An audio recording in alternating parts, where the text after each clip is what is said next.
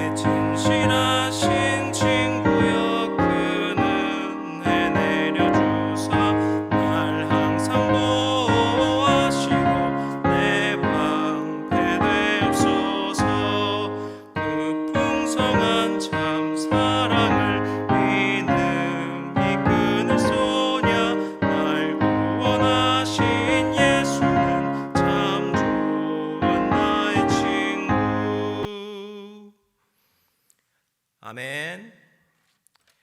이제 우리에게 주시는 하나님의 말씀 함께 보도록 하겠습니다. 오늘의 말씀은 갈라디아서 3장 21절에서부터 29절까지의 말씀입니다. 갈라디아서 3장 21절에서부터 29절까지의 말씀 저희 한 목소리로 함께 읽도록 하겠습니다. 그러면 율법이 하나님의 약속들과 반대되는 것이냐? 결코 그럴 수 없느니라. 만일 능히 살게 하는 율법을 주셨더라면 의가 반드시 율법으로 말미암았으리라. 그러나 성경이 모든 것을 죄 아래 가두었으니 이는 예수 그리스도를 믿음으로 말미암는 약속을 믿는 자들에게 주려 함이라. 믿음이 오기 전에 우리는 율법 아래 매인 바 되고 계시될 믿음의 때까지 갇혔느니라.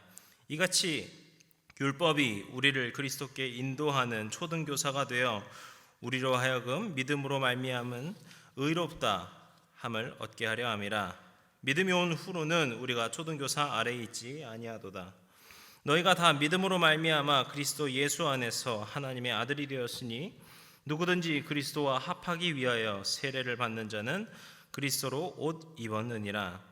너희는 유대인이나 헬라인이나 종이나 자유인이나 남자나 여자나 다 그리스도 예수 안에서 하나이니라.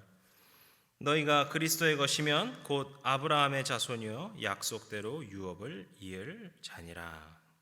아멘. 할렐루야. 우리 해림의 가족들, 우리 해림의 성도님들 한 주간도 평안하셨기를 주님의 이름으로 기원하고 또 축복합니다.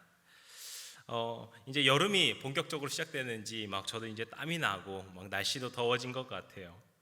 그래서 이 더운 여름 열심히 에어컨도 틀고 지내야 되나, 어떻게 지내야 되나 막 이렇게 하고 생각이 들었었는데요. 괜한 이렇게 걱정들이 앞선 거죠. 그래서 최근에 제 딸아이를 보면서 제가 어떤 반성을 하는 계기가 있었습니다. 며칠 전에 유치원에서 이제 아이를 데려오고 있었는데 갑자기 길을 가다가 아이가 멈춰 서는 겁니다. 그러더니 한 꽃을 보더니 아빠, 이게 코스모스야. 참 예쁘다. 라고 이야기를 하더라고요. 너무나도 자연스럽고 그냥 길가에는 꽃이 있지라고 생각하며 지나갔었는데 제가 이 딸아이를 보는데 이런 생각이 들었습니다. 하나님께서 주시는 이 여름의 축복과 여름의 기쁨을 이 딸아이가 정말 즐겁게 반응하고 그것을 마음껏 느끼고 있구나라는 그런 생각이었습니다. 이 계절 그리고 이 자연 그리고 우리 자신을 둘러싼 그 모든 환경은 하나님께서 주신 소중한 선물인 줄로 믿습니다. 가족도 선물이고요, 교회도 선물이고, 우리에게 정말 주어진 그 모든 것들이 때로는 마음에 안 들 때가 있을지 몰라도 그 모든 것들이 주님의 축복이자 선물인 줄로 믿습니다. 그런데 너무 바빠서 또 너무 익숙하고 당연하다고 생각되어서 그 선물을 잊고 있진 않았는가, 이런 묵상을 하게 되면서 저도 이제 이런 것들에 어떻게 보면 스쳐 지나칠 수 있는 당연한 것들에 조금 더 반응하며 하나님의 선물을 경험하는 삶을 살아야 되겠다고 그런 묵상을 하게 되었습니다. 이렇게 우리는 때로는 너무나도 익숙하고 당연해서 오히려 그 본질, 그것의 소중함을 잊기도 합니다. 사도 바울이 오늘 본문에서 계속해서 이야기하고 이 갈라디아서를 통해서 계속해서 이야기하고 있는 이 복음 역시 마찬가지입니다. 우리가 신앙생활을 하고 교회에서 있다 보면은 정말 조금이라도 수차례 이 복음에 대한 이야기들을 듣고 경험합니다. 그리고 또 누군가는 주님의 그 복음의 그 사랑과 은혜에 감격하고 그것을 직접 경험하는 그런 분들도 계셨을 겁니다. 그런데 어느 순간부터는 이것이 너무나도 당연하다고 느껴져서 이 교회에서 복음이라고 이야기하는 것이 너무나도 그저 뻔한 일처럼 느껴져서 그 경험을 내가 마음에 잊어버리거나 그때의 그 감격을 내 마음속에서 작게 여기고 있지는 않았는가, 그렇게 복음의 그 놀라운 능력을 지나치고 살진 않았나, 이런 생각을 합니다.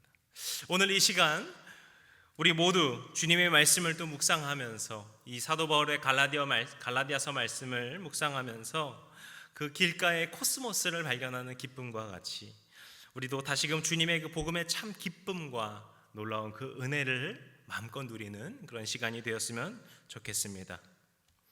오늘 이제 본문 말씀을 좀 보려고 하는데요. 오늘은 지난주 본문 뒷부분과 3장 마지막까지의 말씀을 이제 함께 보려고 합니다.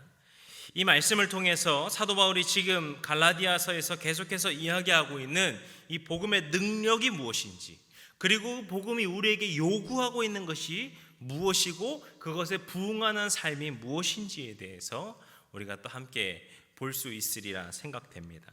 먼저 사도 바울은 율법에 대해서 정의를 내립니다. 여기서 바울은 율법이 우리를 그리스도께로 인도하는 것이라고 이렇게 이야기하죠. 24절 말씀입니다. 함께 읽겠습니다. 이같이 율법이 우리를 그리스도께로 인도하는 초등교사가 되어 우리로 하여금 믿음으로 말미암아 의롭다함을 얻게 하려 함이라. 아멘. 여기서 바울은 율법을 초등교사 이렇게 묘사하는데, 저희가 지난주에도 이 단어를 나눴었지요. 헬라어로 파이다고고스라고 하는 이끄는 사람이라는 의미를 가지고 있습니다. 그런데 이 초등교사에 대해서 조금 더 자세히 설명을 하면은요, 이 초등교사들은 누구냐 하면은 노예였습니다. 그래서 자기의 그 주인의 자녀, 그런데 그 자녀가 학교를 등교하고 하교할 때 이 파이다고고스라고 하는 이 노예들이 같이 따라다니는 겁니다. 그래서 혹 그 자녀가 위험에 처하거나 아니면은 나쁜 길, 어떤 그런 이렇게 아이들이 아직 가지 않아야 되는 그런 곳에 빠지려고 하면은 제대로 길을 인도해주는 그런 역할을 하는 것이 이 파이다고고스라고 하는 노예들이었습니다. 저는 이 사도 바울의 이 예시가 참 적절하다고 생각이 됐는데요. 이처럼 이 율법도 우리 믿는 성도들을 그리스도께로 무사히 인도하는 역할을 맡았다라는 것입니다. 여기서 우리가 알 수 있는 것이 있죠. 사도 바울은 율법을 부인하거나 부정하지 않습니다. 다만 이 율법이 갖고 있는 어떤 역할을 분명하게 이야기하는 것이죠. 이 율법이 우리를 그리스도께로 인도하는 역할을 맡았다라는 것은 이 율법이 우리를 그리스도께로 인도할 뿐 그 그리스도의 사명을 직접 행할 수는 없습니다. 마치 이 초등교사가 자녀를 학교로 이끌 뿐 직접 가르칠 수 없는 것처럼 말입니다. 그래서 그리스도를 믿음으로 말미암는 이 갈라디아 교회를 비롯한 우리 믿음의 성도들은 23절에서 이야기하는 바와 같이 율법에 이제 매이거나 율법에 갇혀서는 안 된다라고 선포하는 것입니다. 이제 우리는 그리스도께로 인도함을 받았다. 그렇기 때문에 이 율법에 매여 사는 것이 아니다라는 선포인 것이죠.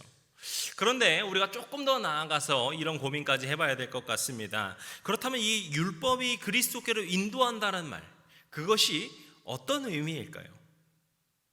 그것은 바로 우리가 죄를 깨닫게 되는 것입니다.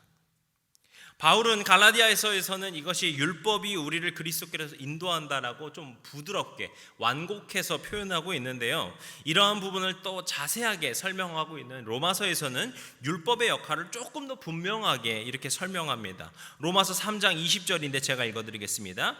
그러므로 율법의 행위로 그의 앞에 의롭다 하심을 얻을 육체가 없나니 율법으로는 죄를 깨달음입니다. 아멘. 이 말씀에서 우리는 두 가지를 알 수 있습니다. 먼저 율법은 죄를 알고 깨닫게 한다. 그래서 율법에서 이러한 것들이 죄다, 이러한 것들이 죄다라고 말을 하기 때문에 우리가 그것이 죄임을 알아서 죄를 깨닫게 된다라는 것이죠. 그런데 또 하나가 있는데 율법의 행위만으로는 의롭게 될 수 없다라는 것을 또한 바울이 이야기합니다. 앞서 말했듯이 율법은 말 그대로 인도자입니다. 초등교사입니다. 우리를 학교로까지, 믿음으로까지, 그리스도께로까지 인도하는 역할을 맡고 있습니다. 율법이 우리를 의롭게 하거나 율법이 우리의 죄를 씻어주는 것이 아니라는 말입니다. 오히려 우리가 율법을 통해 배우는 것은 무엇입니까? 우리가 죄로부터 결코 벗어날 수 없다는 사실입니다. 우리는 이미 죄된 육신을 입고 있습니다. 우리의 원죄라고 하죠. 그렇기 때문에 우리의 이 더럽혀진 의지만으로는 우리가 결코 죄로부터 자유로울 수가 없습니다. 그래서 율법으로는 죄를 알게 하고 이것이 죄다라는 것을 알게 되는 것이지만 여전히 우리는 죄를 지으며 사는 것이죠. 결국 우리가 이 율법을 통해서 알게 되는 것이 무엇입니까? 율법이 우리를 인도하는 것이 무엇입니까? 죄된 우리에게 구세주이신 그리스도가 반드시 필요함을 깨닫는 것입니다. 이것이 바울이 이야기하는 율법의 역할, 그리스도께로 인도하는 역할입니다. 그런데 이제 죄된 우리에게 그리스도께서 오셨습니다. 그분은 우리의 죄를 모두 짊어지시고 십자가에 죽으심으로 하나님과 우리를 화목해 하셨습니다. 그래서 본문 25절에서 바울은 믿음이 온 후로는 우리가 초등교사 아래에 있지 아니하도다라고 선포하면서 이제 그리스도께서 오심으로써 우리가 더 이상 율법의 인도를 받는 것이 아니라 우리가 믿음 아래에 있는 백성이다라는 것을 선포합니다.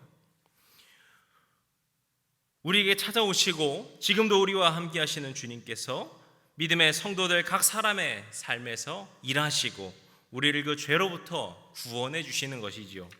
이제 주님께서 우리의 죄를 깨닫게 하시고 우리를 회개케 하십니다. 이것이 바로 복음의 능력, 우리의 죄를 깨닫게 하는 능력입니다. 감리교의 창시자이신 존 웨슬리 목사님을 아마 이미 많이 들으셨을 것입니다.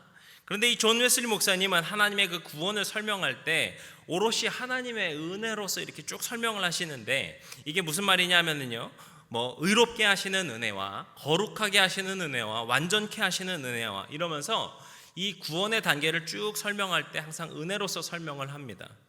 그런데 그 중에 그 은혜 중에 하나가 무엇이 있는가 하면은 회개케 하시는 은혜가 있어요. Convicting Grace라고 하는 것이 있습니다. 그런데 이것을 잘 생각해 보면은요, 논리적으로 생각해 보면 말이 맞지가 않아요. 왜냐하면 회개라고 하는 것은 내가 다른 사람, 여기서는 하나님이죠, 내가 다른 사람에게 하는 것이기 때문에 이것으로 은혜를 입지 않습니다.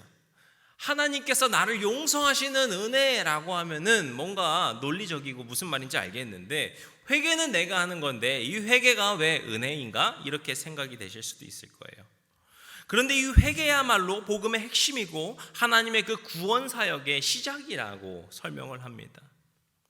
왜 그렇습니까? 주님께서 우리의 죄를 알게 하신다는 거예요. 그 율법이 했던 역할, 율법이 죄를 깨닫게 했던 그 역할을 이제 우리 주님께서 우리와 함께 하심으로써 우리의 죄를 알게 하시고 죄를 깨닫게 하시고 그렇게 우리를 회개케 도와주신다라는 것입니다. 그래서 얼마든지 우리가 죄에 사로잡혀서 살아갈 수 있었지만 우리 주님께서 우리를 그 죄에서 건져주시는 것이죠. 때문에 우리가 이제 하나님의 용서 이전에 우리를 회개케 하시는 것부터가 은혜라고 고백하게 되는 것입니다. 이것이 앞서 말한 것처럼 이 갈라디아서에서 말하고 있는 복음의 능력입니다. 그리스도를 믿는 주의 자녀들에게 우리 주님께서는 그들의 죄를 끊임없이 깨닫게 하십니다. 이것은 믿음의 백성들, 믿음의 자녀들을 정죄하시고 혼내려고 하시는 것이 아니에요. 우리가 그 죄로부터 벗어나서 우리가 깨끗함을 얻도록 주님께서 도와주시는 것입니다.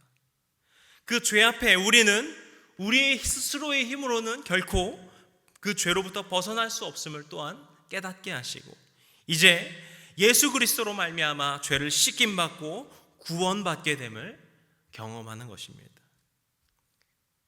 그래서 우리는요, 매일매일 기도하면서 주님 앞에 죄를 깨닫게 해주시도록 간구하고 또 그 죄에 대해 용서를 구하는 삶을 살아야 합니다. 이것은 막 나를 정죄하고 나를 혼내는 게 아니에요. 아까 말씀드린 것처럼 우리 주님께서는 우리를 그 죄에서 구원해 주시고자 우리를 그 죄에서 깨닫게 해주신다는 것이죠. 이것은 우리 주님께서 주시는 그 복음의 놀라운 능력을 우리가 마음껏 누리는 행위인 것입니다. 또 우리를 그 죄에 깨닫게 하셔서 용서해 주시는 그 은혜에 감사함으로 우리가 또한 나아가야 합니다.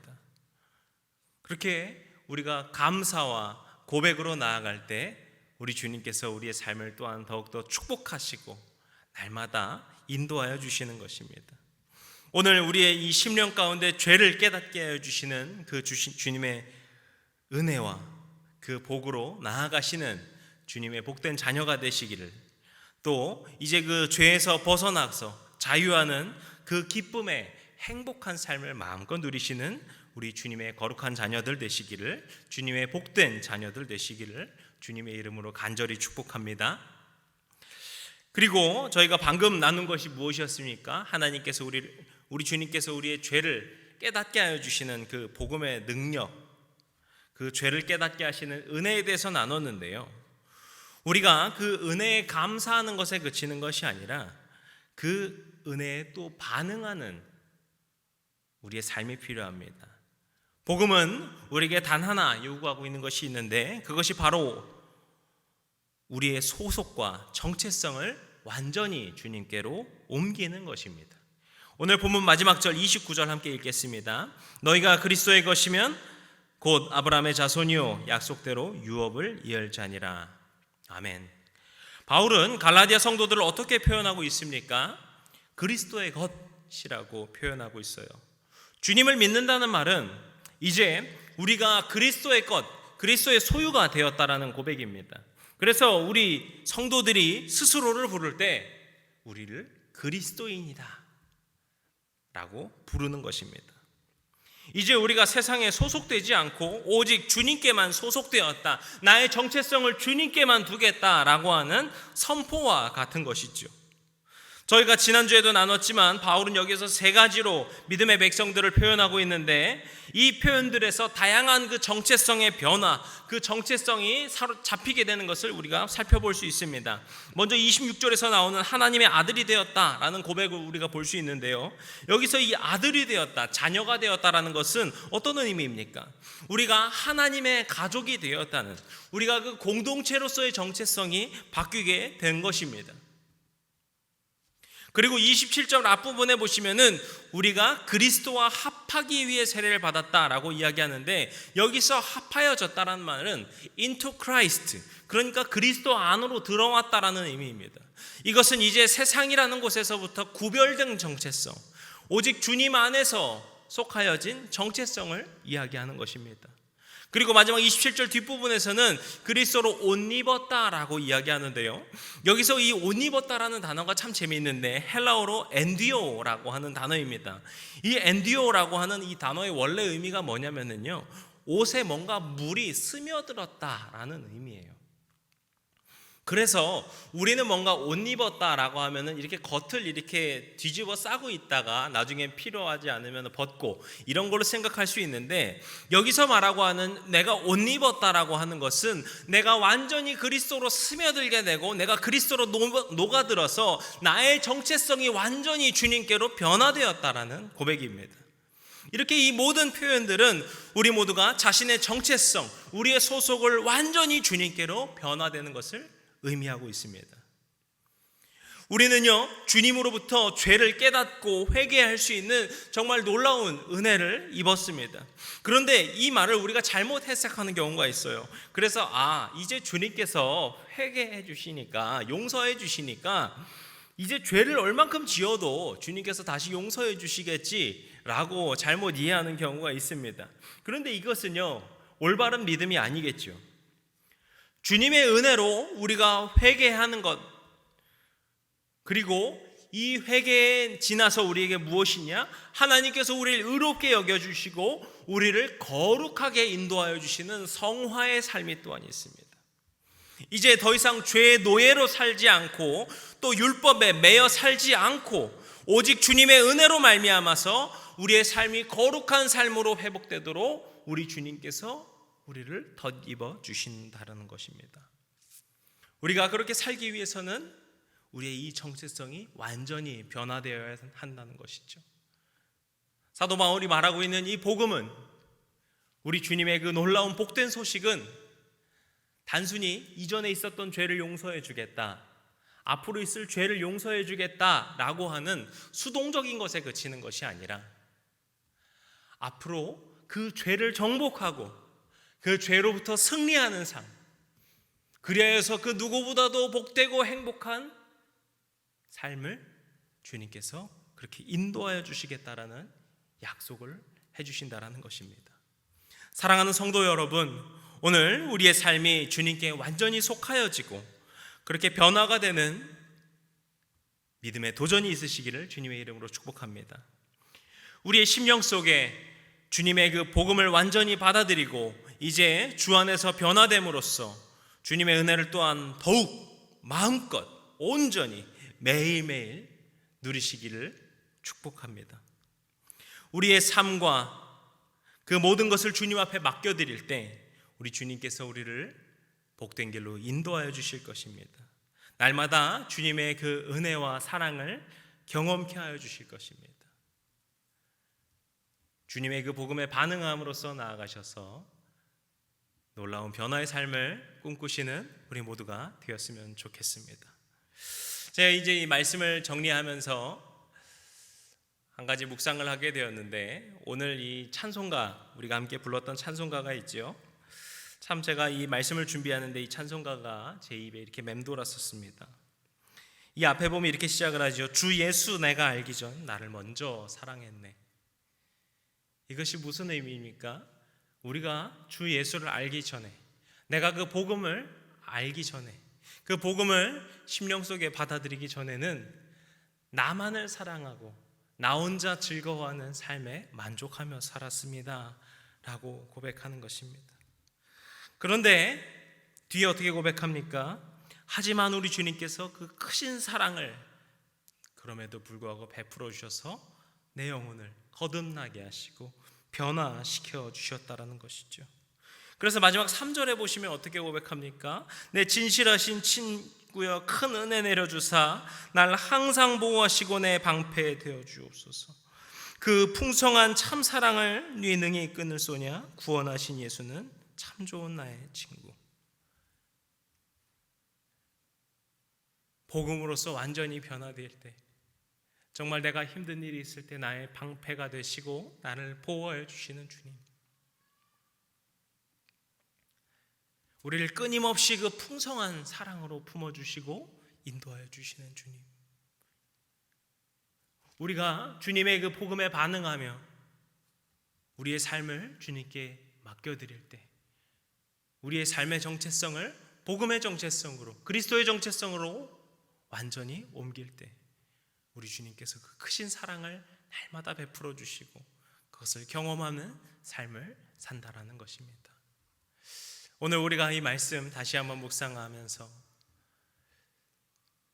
다시 한번 주님 앞에 회개의 기쁨으로 나아가시고 또 그 복음의 완전한 변화를 경험하심으로 주님의 그 사랑의 축복, 그 은혜의 축복을 마음껏 누리시는 우리 해림의 모든 성도님들이 되시기를 주님의 이름으로 간절히 축복합니다.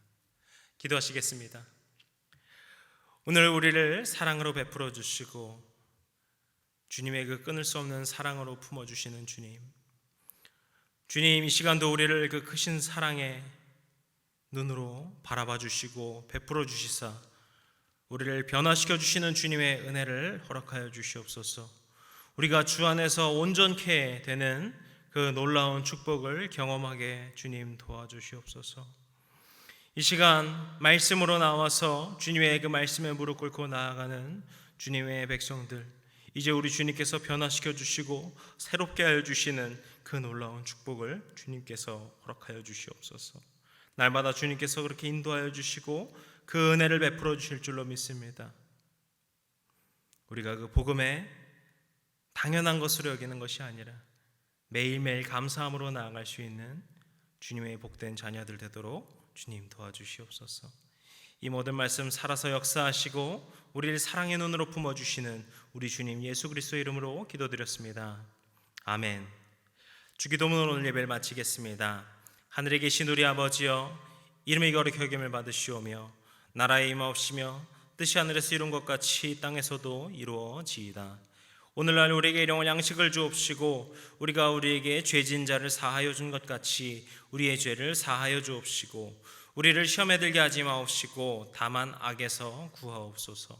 나라와 권세와 영광이 아버지께 영원히 있사옵나이다. 아멘.